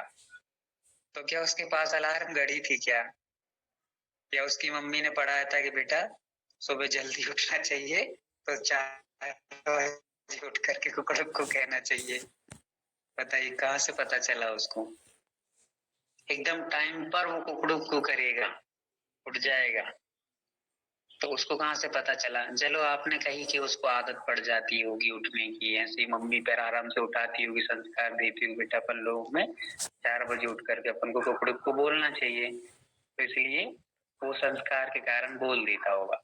अब मैं थोड़ा दूसरा एग्जाम्पल पूछ रहा हूँ आपसे, बताना। जैसे किसी चूहे ने जन्म लिया, और चूहे ने जस्ट जन्म लिया था, एकदम थोड़ा ही सा हुआ था, और वो अपने घोंसले से बाहर निकला अपने बिल से, और सामने मौसी दिख गई। मौसी मतलब बिल्ली, बिल्ली दिख गई। अब ये बताइए कि वो मौसी को देख करके, बिल्ली को देख करके वो हाथ मिलाने जाएगा या अंदर वापस अपने बिल में आ जाएगा? कहाँ जाएगा बताइए? यदि हाथ मिलाने जाएगा तो आप लोग सब हैंड रेस कर लीजिए, नहीं जाएगा तो उल्टा तुम सब भेजिए।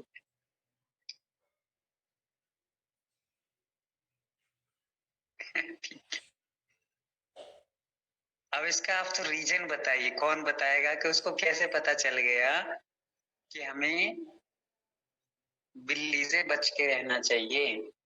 कि उसको मम्मी ने पढ़ाया CAT, केट माने बिल्ली, बिल्ली से बच के रहना चाहिए, ऐसा किसने पढ़ाया उसको? मम्मी ने।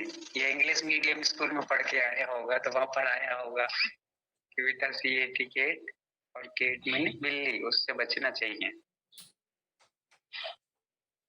ऐसा है कि नहीं है? तो इनके पास भी कितना अच्छा ज्ञान हो जाता है, पर वो समीचीन ज्ञान नहीं होता, अपने जीवन की निर्वाह के लिए ज्ञान सबको प्राप्त होता है। चलिए आगे चलते हैं।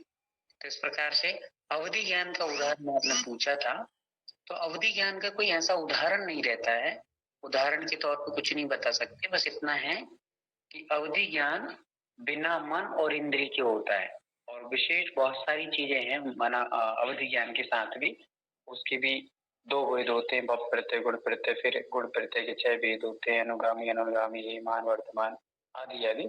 तो ये अपन लोग ज्ञान के समय समझेंगे, अभी ज्यादा झंझट में मत पड़िए, अभी तो बस इतना समझिए, अवधि ज्ञान जो अवधि के रूप में जानता है, अवधि मतलब कुछ सीमा में जानता है, बिना मन और इंद्रिय के जानता है, पर अवधि में मतलब उसकी सीमा होती है जानने, पूरा नहीं जानेगा, ये होता है मना पर्याय ज्ञान। फिर अभी डेफिनेशन भले ही मत लेकिन अब पूछा जाएंगी ना आएंगी, बस अभी तो आपको ज्ञानावरणी के बारे में समझाने के लिए आपको बता रहा हूँ। तो ऐसे अवधि ज्ञान को जो ढक देता है वो अवधि ज्ञानावरण है। फिर मना पर्याय ज्ञान किसे कहते हैं? मन की पर्यायों को जो पढ़ लेता है, मतलब आप क्या सोच रहे हैं, या आप क्या सोचने वाले हैं, या आप क्या सोच चुके हैं, उसको जो समझ लेता है उसको कहते हैं मना पर्याय ज्ञान। ठीक है, कैसे मना पर्याय ज्ञान को जो ढकता है उसको मना पर्याय ज्ञानावरण कहते हैं। फिर केवल ज्ञान किसे कहते हैं? तो जो समस्त संसार की चराचर पदार्थों को एक साथ देखता जानता है वो केवल ज्ञान है। ऐसे केवल ज्ञान को जो ढकता है उसको केवल ज्ञानावरण कहते हैं। ठीक है, कोई डाउट, कुछ पूछना हो तो पूछ सकते, अनम्यूट कर लीजिए जिसको कुछ पूछना हो। वंदना भैया जी, अभी हम कहानियों में सुनते थे कि अवधिदानी मुनि थे, उनको ज्ञान हो गया था कि आगे क्या होने वाला है, ऐसा किसकी स्टोरी में आता है, तो ये भी उसी में से अवधि ज्ञान का उदाहरण है। हाँ, वही अवधि ज्ञान है। वो अवधि ज्ञान के माध्यम से भाव प्रत्यय कई प्रकार का होता है, अवधि ज्ञान भी। तो भाव प्रत्यय मतलब कि ये तो देव नारकियों को होता है, पर जो गुण प्रत्यय भी होता है, अभी आप इसको ज्यादा समझेंगे नहीं, पहले पढ़ा होगा तो कभी अपन और समझेंगे अच्छे से।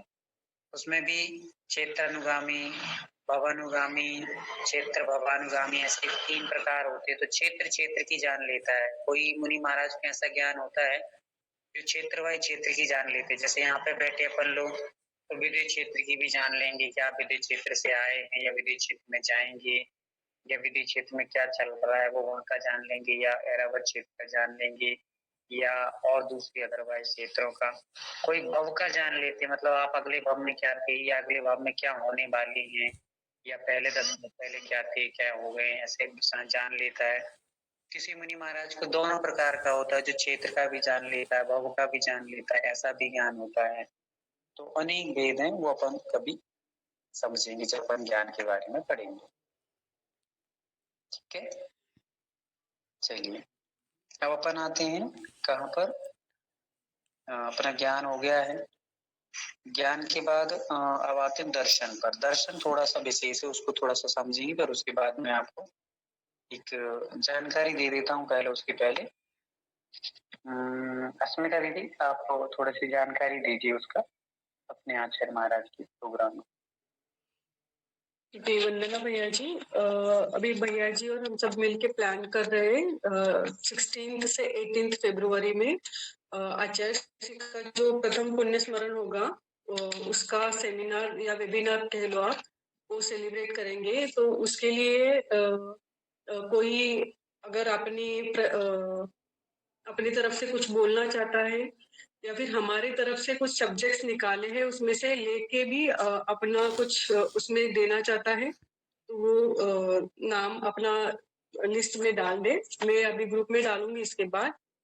और इसके सिवाय भी अगर खुद से कुछ बनाई हुई कविताएं है या फिर कोई हाइकू बताना चाहता है अर्थ सहित, या फिर अपना कुछ जो संस्मरण बताना चाहता है, तो वो भी अपना नाम के सहित यहाँ पे जुड़ लो। और इसके अलावा भी अगर आपके पास कोई इनोवेटिव आइडियाज है इस वेबिनार में करने के लिए, तो वो भी आप बताइए।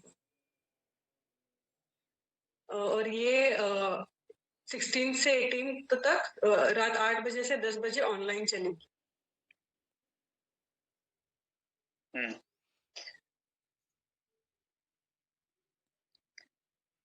चलिए, जो बताया गया है उसमें थोड़ा सा अपन लोग सुधार कर लेंगे कि जो भी वेबिनार या सेमिनार होने वाला है, दीदी ने जो पूरी सूचना दी है उसके अकॉर्डिंग सारे काम होंगे। और कुछ टॉपिक हैं, दीदी आप वो टॉपिक के नाम भी बोल दीजिए थोड़ा सा।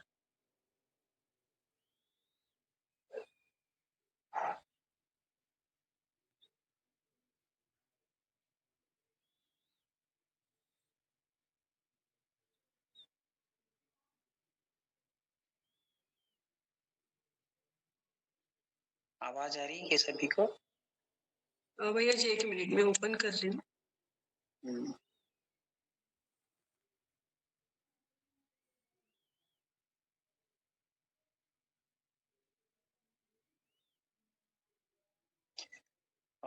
जी हाँ, बताओ भैया जी, वंदना भैया जी।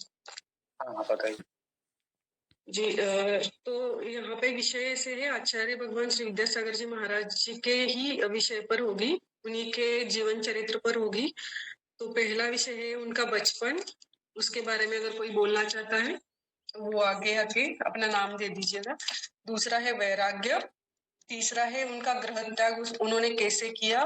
फिर उनका समर्पण। फिर उसके बाद आता है अध्ययन। फिर गुरु भक्ति और सेवा। उनकी समाज के लिए जो भी उपलब्धियां हैं उसके बारे में भी बोलना है। उनका लिखा हुआ साहित्य जितना है, उनका संघर्ष, उनका संघ, उनकी निष्ठुर वृत्ति, फिर उनकी समाधि, उनके जितने भी त्याग है उसके बारे में, उनके तप के बारे में, और लास्ट टॉपिक है बुंदेलखंड का उद्धार उन्होंने कैसे किया। हर एक वक्ता को बोलने के लिए 5 से 7 मिनट दिए जाएंगे। और अगर आप भी यदि गुरुदेव के प्रति अपने कुछ खुद से भावना रखना चाहते हो तो भी अपना नाम डाल दीजिएगा इसमें। मैं भी ग्रुप में डालती हूँ। इसमें हम लोग थोड़ा सा ये सुधार करेंगे कि जो टॉपिक है आप उस टॉपिक पे ही अपना विषय रखेंगे। आप टॉपिक चूज कर लीजिए, क्योंकि टाइम नहीं रहेगा कि आप अपनी कोई भी बात रखने लगे, आप बहुत लंबा खींच दें कि नहीं हम वहां मिले थे, फिर हमसे ऐसा हुआ था, फिर हमने हार दिए थे, फिर अच्छे से मुस्कुराए थे, फिर आशीर्वाद दिया था। ये सब नहीं चलेगा। आप विषय को लेकर ही बात करेंगे, और विषय को लेकर के आप कविता कह सकते हैं, आप जिस भाषा में आपको प्रस्तुतिकरण करना है, गद्य में पद्य में, वो आप पर निर्भर करता है। पर समय सीमा के अनुसार और जो टॉपिक दी गए उसके अकॉर्डिंग ही आपको सारे विषय खोलना है। आप नाम अभी से दे दें, क्योंकि हम लोग 2-3 दिन में ही नाम लेंगे, क्योंकि बहुत सारे पहले से ही नाम हैं उपलब्ध। पर आप फिर भी कुछ बोलना चाहते हैं, आप सबका स्वागत है और अपन लोग इसको बहुत अच्छे से बनाना है। साथ ही इसमें 3 दिन की जो सेमिनार रहेगा उसमें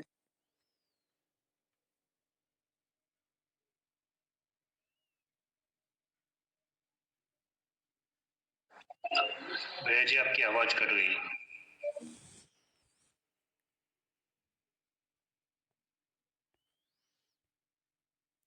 भैया भैया जी लेफ्ट हो गए हैं, शायद कोई नेटवर्क इशू हो गया है, इसलिए जॉइन हो रहे हैं भैया जी अभी।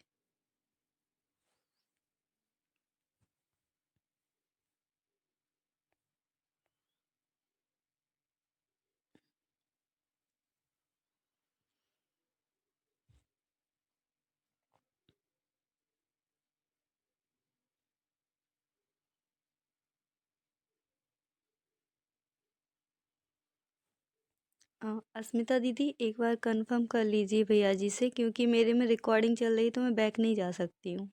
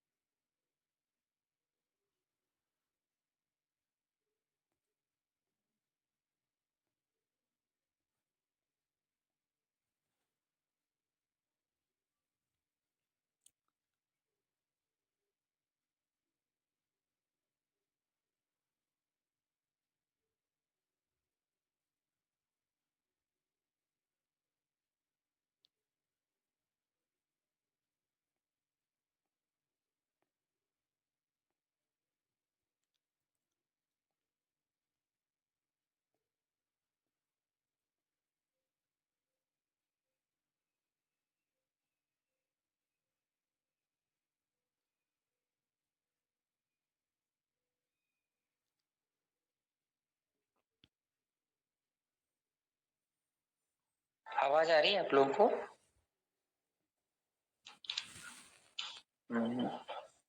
चलिए, कहाँ तक पहुंच गए थे, क्या क्या सुन लिया आप लोगों ने?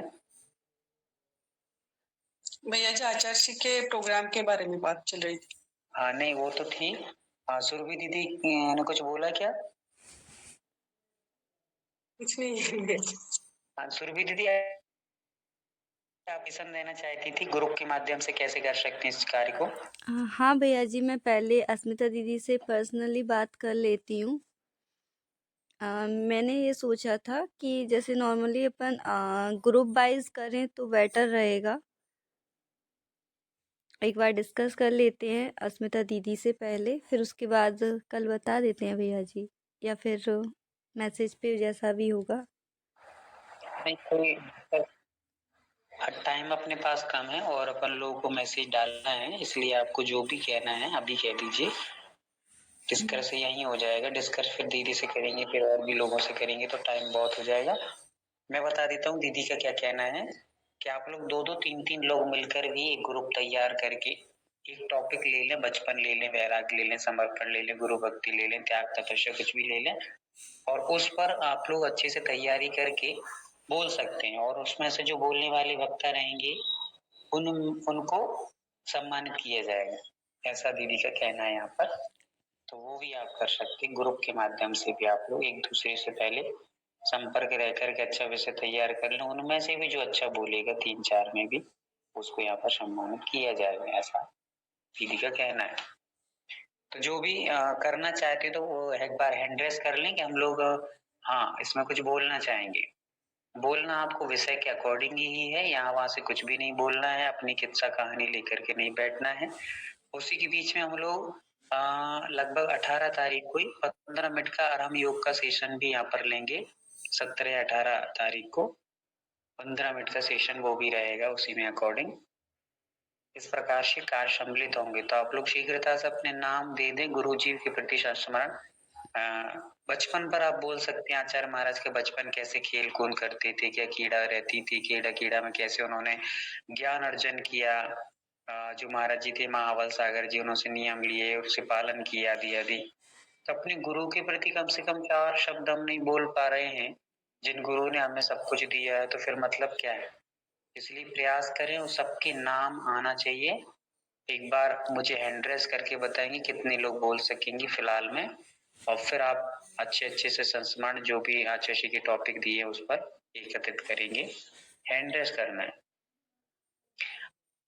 कोमल भैया ने किया है, सी से चंदा दीदी ने किया है, धनश्री दीदी ने किया है, अनिता दीदी ने, रश्मि दीदी ने किया है, और ये से कौन सी दीदी है, मनुश्री दीदी ने किया है शायद। इतने सारे। सुभाष भैया नहीं बोलेंगे, सुभाष भैया तो वहाँ का कोई कार्य संभालेंगे। और इसमें 3-4 लोग अध्यक्षता निभाएंगे, आपको मैंने शायद बता दिया हो, आपने सुन लिया हो। अध्यक्ष, इस कार्य के अध्यक्ष रहेंगे वो। 3 दिन की 3 अलग रहेंगे, वो भी आपको नाम बता दिया जाएगा। क्लास से बाहर के लोग रहेंगे और 3-4 लोग परीक्षक रहेंगे। परीक्षक मतलब आपको देखेंगे वहां पर कौन कितना अच्छा बोल पा रहा है, और उस बोलने वाले को फिर सम्मानित किया जाएगा। तो आप लोग तैयार रहें, अभी से तैयारी कर लें। बहुत अच्छा अपन को ये कार्य को बनाना है, क्योंकि यहाँ पर पूर्णमती माता जी विराजमान, उनका आशीर्वाद अपन को इस कार्य के लिए मिला है। साथ में आदि सागर जी हैं, सौम्य सागर जी महाराज जी हैं ग्वालियर में, यहाँ पर पंच कल्याण सम्मिलित हो रहे हैं। उनके आशीर्वाद अपन को इस कार्य हेतु प्राप्त हुए हैं। अच्छे से अच्छे इस कार्य को करने का प्रयास करना है। भैया जी इसमें एक चीज एक्टिविटी भी तो कर सकते हैं ना, जैसे कि किसी को एक्टिविटी में कुछ, क्योंकि 3 डेज का अपना सेमिनार है, तो एक दिन 3 दिन काफी होते हैं एक्टिविटी के लिए। बताइए कौन सी एक्टिविटी, थोड़ा सा। पेंटिंग, जैसे कि अपना पेंटिंग हुआ, या फिर सभी को लगभग आता तो है, कोशिश करेंगे तो सभी कर सकते हैं। कर सकते हैं नहीं, आप एकदम प्रॉपरली उनके नाम बताइए 2-4 के, तो वो अपन सोचेंगे समझेंगे, बच्चों के लिए दे देंगे। यहाँ पर ड्राइंग बना करके आप अपनी चीज को प्रस्तुत कर सकते हैं। टाइम के अकॉर्डिंग ही करना, विषय के अकॉर्डिंग करना है, बस इतना ध्यान रखना। जितना अच्छे से आप उसको डेकोरेट कर सकते हैं। चलिए, और बाकी जैसे कहा कि 3 दिन रहेंगे, बहुत ज्यादा दिन रहेंगे। अभी हमने पिछली बार अभी किया था, शायद कोमल भैया जुड़े थे, स्मिता दीदी भी थी। 3 दिन कुछ भी नहीं होते हैं, 3 दिन चुटकियों में निकल जाते हैं। शशि के जब व्याख्यान होता है, सुनाते लोग, तो 3 दिन पता नहीं चलता। 5 दिन तक सेमिनार चला था, और फिर भी लोगों की आ रहे थे कि और चलाइए। तो ये 3 दिन कुछ भी नहीं रहेंगे, इसीलिए आपको दिया जाएगा, सीमित विषय दिया जाएगा। उससे ज्यादा आप विशेष तैयारी अपने 10 मिनट में, मतलब 3, 4, 5, 7 मिनट के बीच की तैयारी करके विशेष रखेंगे। हाँ चंदा दीदी कुछ पूछ रहे थे आप? भैया जी मैं कह रही थी आज बेगू